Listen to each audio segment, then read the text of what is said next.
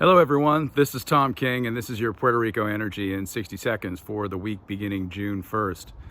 Last week we saw growing opposition to the request by PREPA for 500 megawatts of temporary power.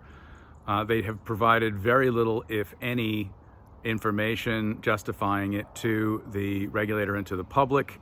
It's been announced that one of the gas companies from before is the leading candidate. So this is generally stoked fears within the market of another bad move.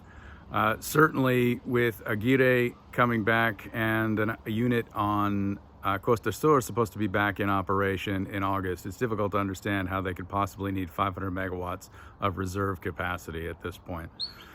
Next on the agenda, Tomas Torres Placa, the consumer advocate on PREPA's board, has publicly come out and congratulated PREPA for the renegotiation of the renewables contracts as a good first step. We agree with him. It's a good first step. In terms of big news for the folks here in Puerto Rico, the PREPA applied for and the PREB approved a 19% reduction in the cost of electricity going forward from, I believe, June 1st. This is supposed to be due to the drop in oil prices, and clearly there is an opportunity to give money back to the people in reducing their bills because of this. I would say this is probably too deep, too fast, given what is required of PREPA in terms of capital, reserves, etc. However, I'm going to go along with the government and the political moves they're making here in reducing the price of power before the election, not as a political move, but as an economic one.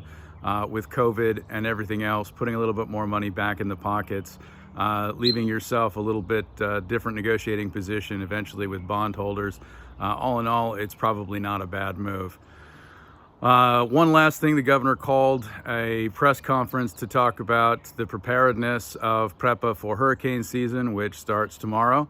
Well, during that conference, the power went out, only for a few seconds, and the backup generator kicked in, but still, let's hope this isn't a sign of things to come. This is Tom King, and this is your Puerto Rico Energy in 60 seconds.